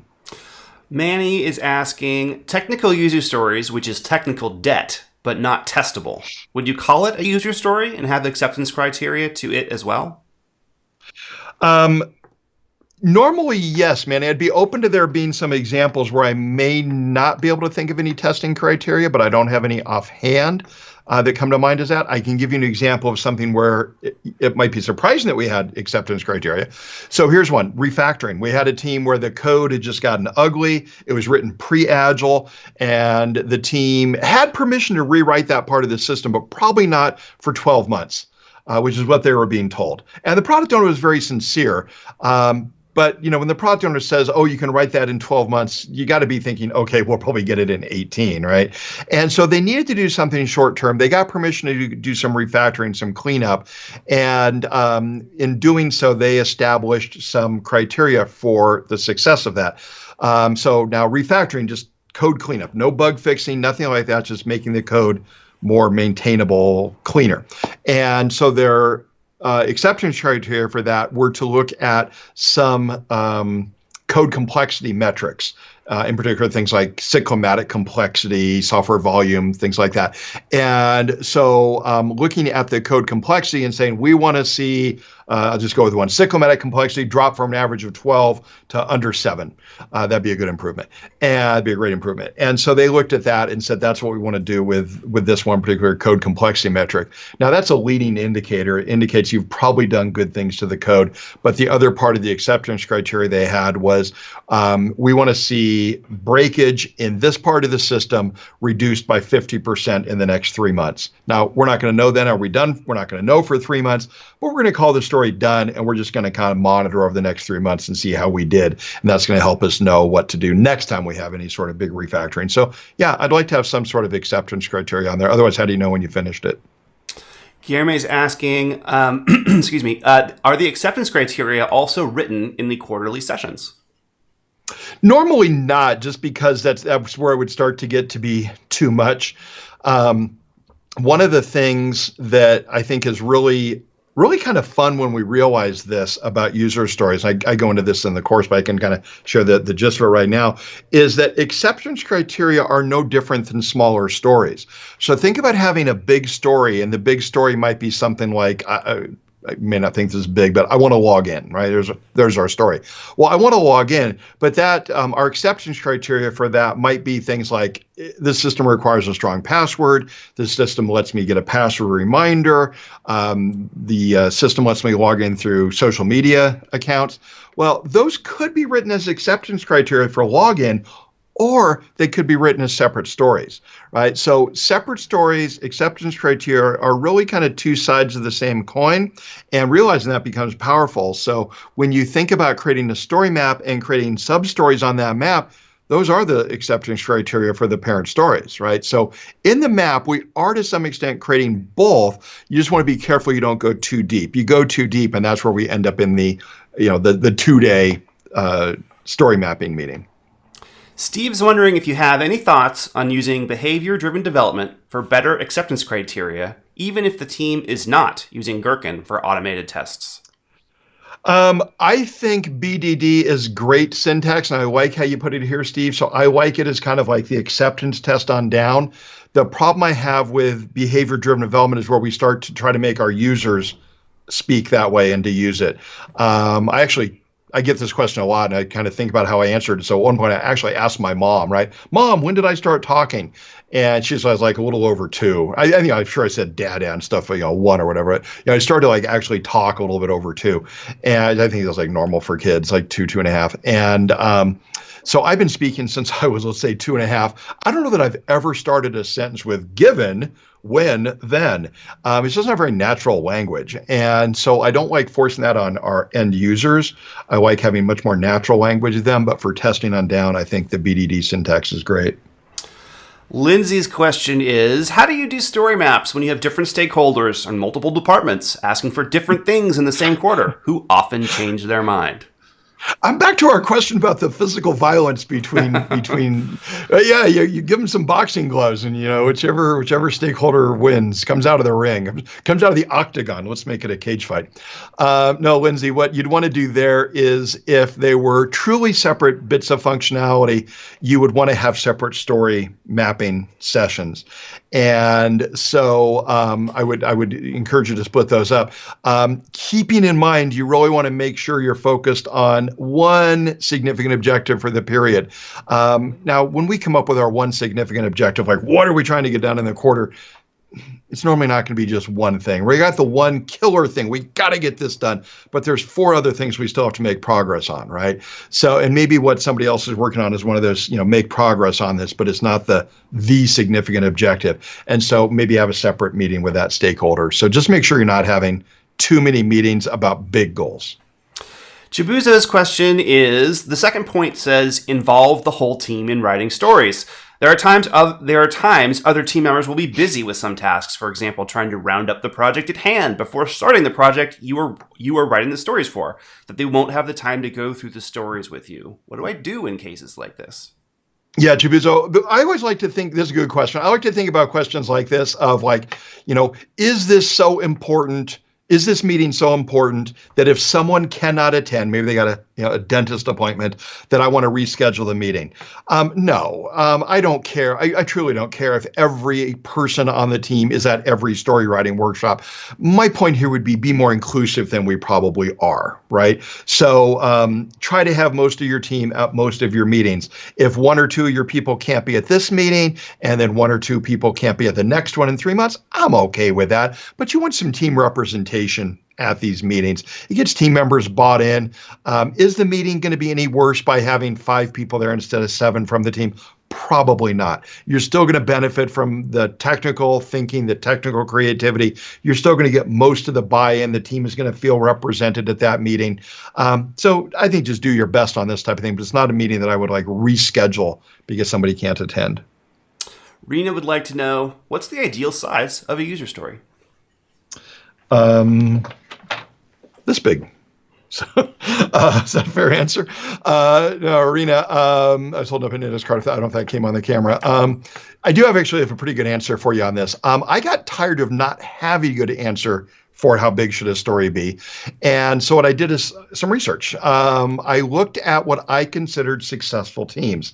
Now, this study is going to be flawed right there, because how did I decide which successful team? Just, I thought the team was doing well. I thought they'd figured a scrum out. They were doing well. They were like, this team's got it, right? They don't need me on like a weekly basis. They got it figured out. So I started with what I considered successful teams, and then I looked at how many stories they were finishing per sprint. Here's what I found. What I considered successful teams were finishing about 1.5 to 2 stories per person per sprint.